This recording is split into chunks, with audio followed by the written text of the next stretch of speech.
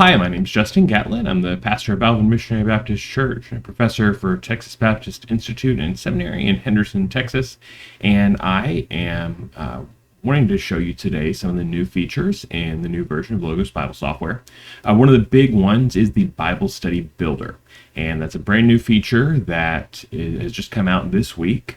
And I think that you will find it really helpful. When I was thinking about the best way to show it to people that would also be time efficient for me, it occurred to me that I am working on a Bible study for this week for a small group, and that demonstrating it might be a really good way to show some of the new features of the software and showcasing the Bible Study Builder. So this is going to be kind of a walkthrough of the process I'm going to be going through working on this study, and I hope that it will be helpful for you. So let's get started. I'm going to start with my nice clean workspace right here. And I am going to just go ahead and open up my Bible first. So, of course, you've got the little icon there for your default Bible. I've got several things going on here. I've got the Hebrew interlinear underneath, and I've got some parallel stuff here. You'll notice right away that the new version no longer has a bunch of tiny icons. It has instead tabs like Microsoft Word does that will help you find whatever you're looking for. For power users, it's a little bit annoying. You're going to have to learn some keyboard shortcuts to figure out the quick way to get what you want. But for new users, I'm sure it'll make it much easier to navigate as you go through. So I've got my reverse interlinear down here, but if I press Control-Shift-R, that'll go away. And then I've got multi-view where it shows multiple versions at once, and if I press Control-Shift-M, that'll go away. If I don't remember the shortcut, I can always go over to View, and the multi-view is under Parallel Text. So I could do this, and I can have, for example, the King James is what I've got here, and the ESV, but I could also add the CSB or the NASB or whatever I want to do, and then just disappear here, and then these will all stay kind of synced up. I've got my font size fairly large because I was teaching a class with it and needed to show up on PowerPoint, or on the projector, but hopefully this will be okay for you. When you do parallel view and you scroll the master one on the far left, your main resource, the other ones scroll along with it, but you can scroll the subordinate ones and they go off on their own. So that's kind of neat. For what I'm doing today, though, I'm not really going to mess with that right now. I'm just going to, again, Control-Shift-M to turn multi-view off. And then the next thing I'm going to need, of course, is going to be this Bible resource, Bible Study Builder. So I go to Documents, I go to New, and I click Bible Study right here. And it's going to open this up for me right away. So my text is going to be 1 Samuel 17. I'm sorry, not 1 Samuel 17, 2 Samuel 17. And I am, all right, 2 Samuel 7, losing my mind. 2 Samuel 7, the Davidic covenant. I want to then go ahead and type Davidic covenant right here as my title. And then I can just get started. So my specific text is going to be this first part, but let me read the whole thing here in the ESV. Now when the king lived in his house, and the Lord had given him rest from all his surrounding enemies, the king said to Nathan the prophet, "See, now I dwell in a house of cedar, but the ark of God dwells in a tent." And Nathan said to the king, "Go do all that is in your heart, for the Lord is with you." So here's a good way to right away showcase a couple of the new features here in the new version. So first, I might want to know who's Nathan. How much do we know about Nathan? Is he just appearing here? Is there background information about him, or is the prophet his whole resume? And so I can right click on him, and then I can go down here to where it says Nathan Prophet, and I can click Fact Book, and it will open up the fact book for me to show me Nathan. You say, well, the fact book's not new. Of course, that's true, but the fact book has been reconfigured a little bit, and so it has these different lenses that I can see. So it pulls up one of my Bible dictionaries up top as expected, but it has a biblical lens and a library lens, so I can sort of focus on different kinds of information, or all, which will show me the whole thing. Of course, I can have it pronounce the name for me. Nathan. And then in all, I can see the Anchor Bible Dictionary here. I can see biblical places and things. I can see biblical events. I can see reported speech. I can go on and on and on and see a bunch of different things. I can go to library and I can just narrow it down to dictionaries and journals and sermons.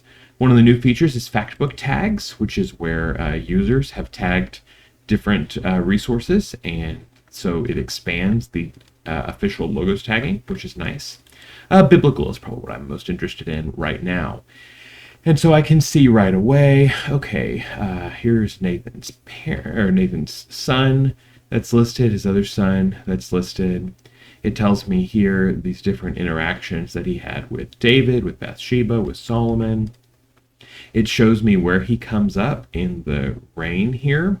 And so you can see chronologically in this biblical event outline, the first time that we see him mentioned is here in 2 Samuel 7. There's his speech, recorded speech here. And I can see that in Greek, he's referred to as Nathan, and the same thing here in Hebrew, where I can, on a different word, it might be more interesting. And I could look up some different Bible dictionaries and stuff about him. And so that's just kind of a cool feature that it'll let me subdivide that up. And here, if I had any sermons about him, then I would be able to find those. Didn't really expect to. And again, if I just want to see everything, I can do that with an all search. And so that's very convenient as well. The nice thing, of course, with all is that I can go down to dig deeper and I can search up a topic guide on Nathan the prophet. I can do a search for him here. And that's what I'm going to do now. I'm just going to click search for Nathan the prophet. And I'm going to go to Bible. Restrict the search to a Bible search. And I'm going to hit enter. And I'm going to see that the first time that Nathan is mentioned is in 2 Samuel 5:14, where I can see right away these are the names of those who were born to him in Jerusalem. And then I can see that actually this is a case where the logo search is too broad. So it searched for Nathan prophet, milestone person, Nathan prophet, or headword Nathan, or the word Nathan. And so actually here it's finding David's son with the same name, who is not the same person. So the first time that our character, Nathan the prophet, shows up is here in 2 Samuel 7:2. So the fact book does a very broad search, intending to find everything. But I can actually just type in Nathan right here, and I can click Nathan the prophet, and it'll do a narrow search for just that. And I can see he's going to come up here in 2 Samuel 7, that he'll come up again to confront David about Bathsheba in 2 Samuel 12, and that he's going to help put Solomon on the throne in 1 Kings 1. And then in Chronicles, the accounts are parallel. So in Psalms, he has the Psalm 51 with the confrontation there. And so that's it. So there's very little information about Nathan in the text. And that's okay. That gives me some information. So immediately, then, I can go back to my Bible study tool, and I can, just like I could in the sermon editor, I can type 2 Samuel 7, 1 and 2, and hit enter, and it'll pull that text in for me. And then I can make my own little notes. Very little is known about Nathan the prophet. He is first introduced in the Bible here, right? I can do that immediately.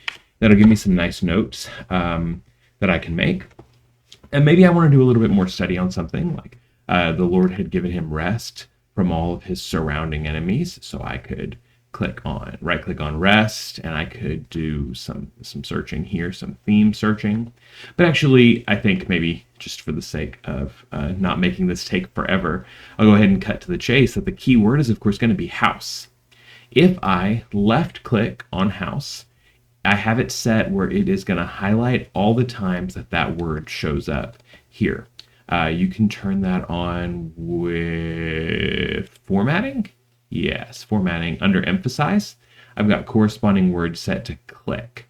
And so when I select house it is going to automatically highlight all those. And so I can immediately see 1, 2, 3, 4, 5, 6, 7, 8, 9, 10, 11, 12, 13, 14, 15, that the word house shows up 15 times in this chapter. That's an interesting thing too. And so I can write that as well. I can say the Hebrew word for house is used 15 times in this chapter.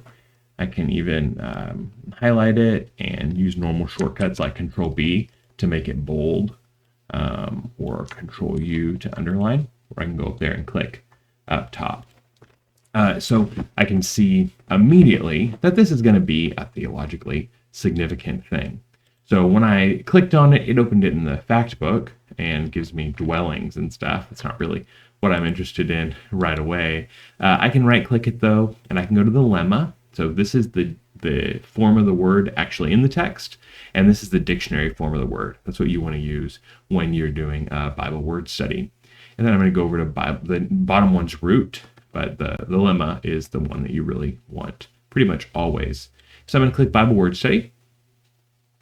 I say pretty much always. If you know what you're doing, obviously you can do different things, but if you are just learning how to do it and you're not comfortable with the languages, the lemma is definitely what you want. And so it pulls up for me the different ways this word's translated in the ESV. Almost always house, but sometimes household, sometimes temple, sometimes home, palace, prisons. It shows me my top Hebrew dictionaries here, and I can, of course, click more. If you are studying Hebrew, you can click morphology charts, and it'll show you all the different ways to conjugate it based on what's going on. So we don't really need that right now either. But this Hebrew dictionary, you can see it's used to refer to a dwelling place, the king's house, a temple, a dwelling place, inmates of a house, that is a family. And so, of course, that is the sort of pun that's going on through this whole text, is the double meaning of building, like a temple, and the family. So you could study that some more, and of course, that would be good. The Nathan the prophet says, "See, I now," David says to Nathan the prophet, "See, I now dwell in a house of cedar, but the ark of God dwells in a tent." Again, I could use the fact book to find out more information about this. Nathan said to the king, "Go, do all that is in your heart, for the Lord is with you." But the same night the word of the Lord came to Nathan, "Go and tell my servant David, thus says the Lord, would you build me a house to dwell in? I have not lived in a house since the day I brought up the people of Israel from Egypt to this day, but I have been moving about in a tent for my dwelling." So we can, kind of move down a little bit for my Bible study. If I hit enter twice, it makes a new block, and I can type 2 Samuel 7, 3 through 6 now, and hit enter, and it'll add that, because I'm making a printable document that I'll be able to take with me into my Bible study. And then I was studying this. This is where I might want to use another of the new Logos features. If I go to search, I can go to all search. And with this new all search, there's a feature, smart search. And I can search this like I would search with Google. So how long was it from the time of Moses to the time of David, or something like that? And I hit enter. That would be kind of a difficult search to do. I mean, you probably know the answer already, but it would be a difficult search to do in the old methodology. Here we have several centuries later and stuff like that. So this did not work very well. Let me search this. When did King David live? This will be a better example. So it is new. It did just come out this week. I've been beta testing it, but they're still working on it. And so it does a search here that talks, and it gives a summary. I'm very frustrated that this is turning out to be a really bad example, or rather show some of the limitations of it. it searches your material and it gives an AI summary of your top results. And so the smart search is supposed to make it a little bit easier. So maybe if I do this in a different way, what year was King David born? Now maybe this will get me what I'm looking for. I see it does on that second one there. Based on the information provided in the articles, there's no specific mention of the exact year King David was born. However, one article states that according to the usual chronology, David was born in 1085 BC. It's important to note that this date is not universally accepted, as the same article mentions that recent writers, influenced by the Assyrian inscriptions, have suggested dating David's reign to 30 to 50 years later than the traditional timeline. Another article provides a different date, stating David was born about 1040 BC. Given these discrepancies, it's clear there's no consensus on the precise year of David's birth. Okay, that's fair. You could do some more research and stuff on it. The nice thing about this smart search is that I can see where these things are coming from. So I can see the top result is from the Catholic Encyclopedia, written in 1907. And the second one, David, Personal Portrait by Irving Jensen, is from 1988. So that seems to be, 1040 seems to be a little bit better with contemporary scholarship. And I think David conquered Jerusalem in about 1000 BC. And so I think that this makes more sense. So a book smart search searches your books and finds references. So unlike ChatGPT or Google or whatever, I can see where the answers are coming from, and I can decide what I want to look at. And I can read more, and I can click summarize if I wanted to get a summary of this article before I decided to go read it. Very, very useful. Very, very helpful, I think. So if I click an all search, it will include books that I don't own, which may be useful. It may give me a simple answer to a question, or it may give me a something that I want to buy. You know, it may give me a book. You can see the ones you don't own yet have a little lock on them. So you can see the limits of this for sure, but I can, go ahead and, again, for the sake of just sort of demonstrating some of these tools, I can skip ahead and say that I think that the time of the Exodus, about 1450 BC, was 400 years before this event. David conquered Jerusalem about 1000 BC. 1003, I think, is a good number. You can still go to tools and go to the timeline. There's no major changes to this, but I can go here to timeline, and in find, I can search for David. And look at this. Yeah, David conquers Jerusalem 1005 BC from these resources. David anointed king, and he grew him 10,005, made king of all Israel 1005. So all around in that area, about 1000 BC is when we're going to see that. And then I can search for tabernacle. And of course, this is where there's a lot of debate among different people. But 1445 to 1444, Israelites built the tabernacle early. The late date is 1275 to 1274. I go with the early date. If you want to know why, you can go to wherever books are sold, including Logos, and read Journey Through the Old Testament, where I made that case. So there you go. So for 4 centuries, God has been dwelling in a tent. And now he says, you're going to build me a house. Right, so you can see that tool. You can use the smart search. You can use the summarization. Just like anything, it takes some playing with to figure out its techniques. You can use this new toolbar to make it a little easier to find different things. Oh, sorry, somebody's driving by playing some loud music. You can go to the Sermon Manager is where there's some other new tools because they've added some AI sermon stuff. So actually, I won't do Sermon Manager. I'll go to here and I'll create a new sermon in the Sermon Manager. I do wish this were coordinated better because these two tools, the Bible Study Builder and the Sermon Manager, are not connected. The Sermon Manager is included in Logos Pro and Logos Max, the middle and top one. And the Bible Study Builder is included in the lowest subscription. And so you don't automatically have it. But the nice thing about the Sermon Builder is it'll make slides and stuff. And so if you're using a Proclaim or PowerPoint or whatever, you can do this. But the new thing that it's added is Sermon Assistant, where I could type in 2 Samuel 7. I gotta hit enter. There we go. And then I can press generate or whatever, and it'll make like a suggested sermon outline for me. This is not the kind of thing that I find very helpful, but some people do. And so it just takes a minute, and it uses AI resources and stuff to give you some ideas about how to study here. You can also say, I want to find illustrations or questions. Questions are based on your sermon text.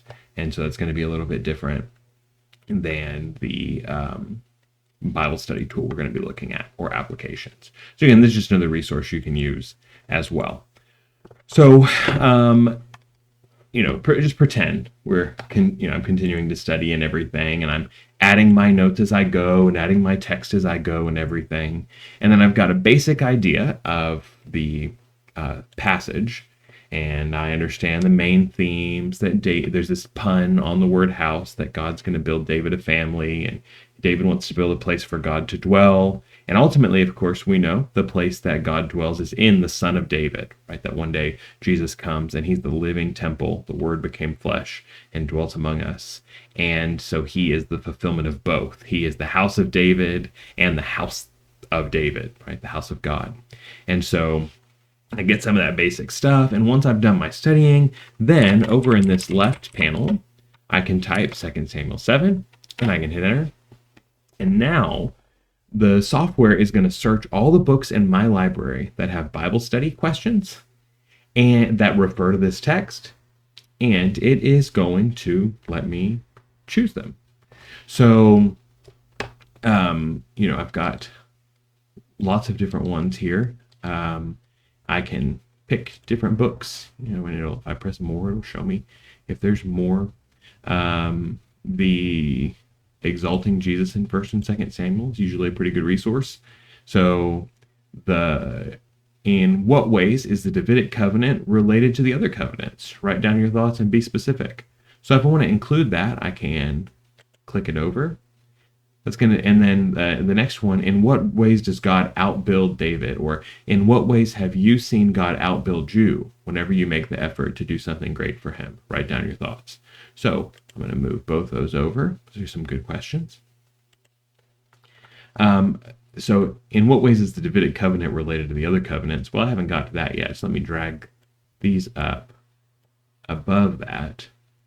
And so here I have the idea, I guess I should go ahead and put 2 Samuel 7 and then 7 through 11, right? So God's I'm going to build you a house, or maybe 7 through 12. And then I'll ask the question, in what ways does God outbuild David, right? So we can talk about that. We can introduce the idea of a double meaning of house here in my notes. I can create some headings. So like I can just double enter here, and I can write like introduction. And then I can highlight that, and I can pick heading 1, right? So I can subdivide up my notes to make them easier for me to read. And then I can, add other ones as I go. And I can bring these questions over. I can rearrange them like I showed. I can, add things from different resources. One of the downsides is that it does not footnote them. So when I pull these questions in, I can edit them. So obviously I don't want to say, write down your thoughts when I'm leading a Bible study. I want to leave be specific, but I need to be very careful how I use this because this is not giving any attribution. And so you need to be aware of that. You can also go down to the very bottom when you've looked at the questions that are in your books, and there's generate questions. and I press generate, and it uses AI to ask questions. What's your favorite story from the Old Testament, and why does it resonate with you? What does this passage teach us about God's character as a promise keeper? I'm just going to be honest, I don't find these that useful, but the ability to search the questions in my library to build a question, I find very useful. So if I was studying this, again, I would want to use my passage guide, right? So I'll go to guides, go to passage guide, and I'm going to put 2 Samuel 7 in here. So I'm looking at my commentaries and I'm looking at my other resources and stuff. I have a custom passage guide where I put it in the order that I use it. So I want to know about textual variants first, and then Atlas, systematic theologies. I probably put that there for an illustration of something. Journals, I'm not going to read those at this point in my study, but I want to sort of skim this and say, okay, what are the major areas of debate? Then ancient literature, how did ancient people reference this? And then I've got my commentaries divided up by type. So I would look at my technical commentaries, then background commentaries, themes. I would really want to study the theme of covenant to make sure I had that down. Then once I've done the technical commentary work with the text itself, then I would be interested in the theological themes, cross-references, and stuff like that. Then I've got my some outlines. You can see I have that closed, but you might be interested in finding where you are in the book at this point. Intermediate commentaries, expository commentaries, and then sermons to reference. The important passages guide is really cool too. If you've not ever used that, it shows Bible cross-references. Here this is referenced. I'll be to him a father and he shall be to me a son is referenced in Hebrews chapter 1 as referring to Jesus. So I may put that there, right? He will be to me a father. I'll be to him a father. He'll be to me a son. And so, again, I can this. Oops. That's annoying. I want to get out of this. So you gotta. Okay. So then I would type in Hebrews 1, 5. And then it'll pull that in as well. So those are some of the main new features in this updated version. Bible Study Builder, that smart search, the smart smart summarization. You can see it did not work that well for the examples that I tried to do, but for a lot of things it really does. It is still a work in progress. It's getting better all the time, but it is on the way. And so I do think that it's worth having because for a lot of searches, it does work much better or much easier at least, than the traditional search. And if you don't know where different things are in your library and everything, it would be better. So the timeline in this case worked fine.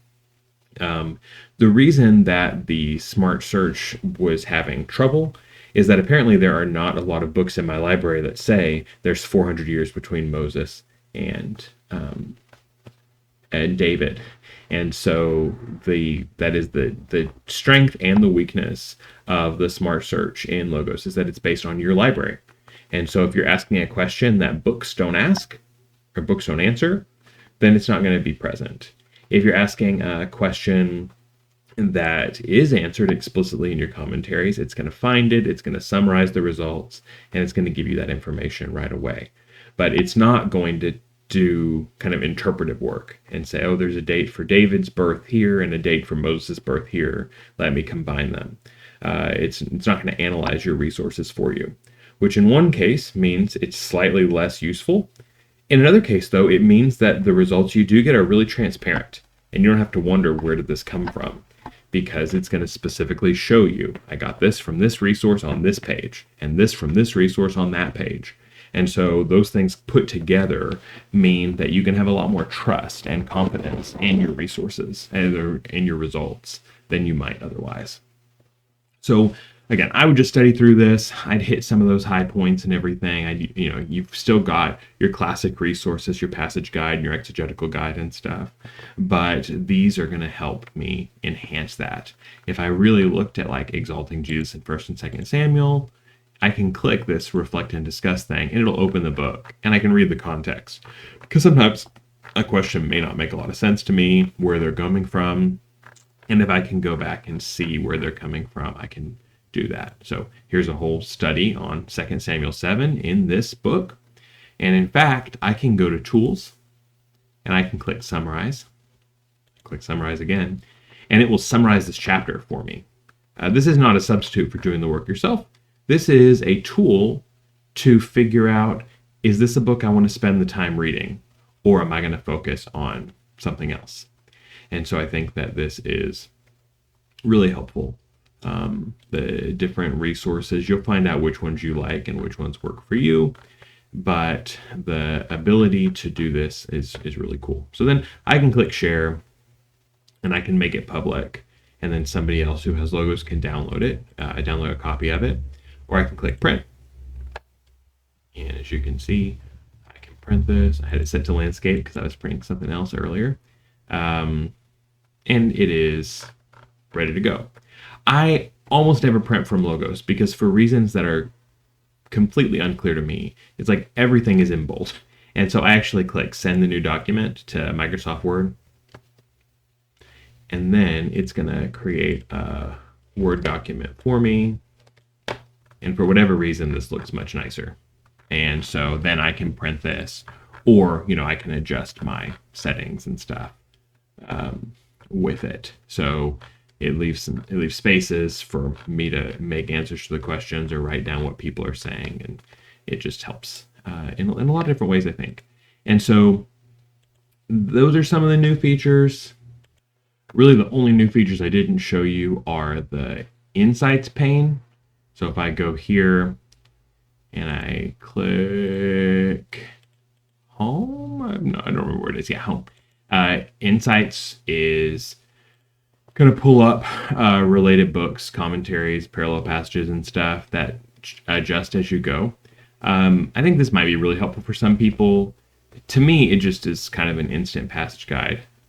So it will show me, like this is alluded to in Acts 7:45, and that it's paralleled in 1 Chronicles 17. But I'm going to find that with the cross-references section of my passage guide. I'm going to find the study Bibles and commentaries and stuff I want in the passage guide. But if you're just looking for something quick and easy, the Insights guide is nice. And really the only other new feature that has come out so far, although with the subscription, they're going to come out continuously now, is the Help Center, where if you wanted to search the help resources, you can do it with the smart search. So it'll do it sort of plain language. So if I wanted to find out about the Bible Study Builder and I hit search, then it'll give me help files and stuff to help navigate it. And they've done a lot better than they have in the past of creating some good resources. So yep, that's the process that I am using. I know this has been quite lengthy, but hopefully seeing it in action will be helpful for you and seeing why you might be interested in some of the new features in Logos Bible software. If you are interested in subscribing, I'll have a link in the video description. It's an affiliate link. If you use that to sign up, then you'll get an extended free trial. So right now, on October 22nd, people who don't own Logos at all or don't own Logos 10 get a 30-day free trial. If you use the link, you get a 60-day. People who do use Logos 10 don't get a free trial at all. And if you use this, you get a 30-day. So it adds 30 days to your trial and doesn't cost anything extra to you. And I get a small commission that I am, through the end of this year, going to give to the Missionary Baptist Association of Texas to help church planters reach more people with the gospel. So I don't keep that. I'm giving that away. And so if you use that, it won't cost you any extra and it'll help the kingdom of God. So if you have any questions, please let me know. I want to help you to succeed in your study and your work. And hopefully this will be a helpful tool for you. All right, thanks. I hope you have a great day.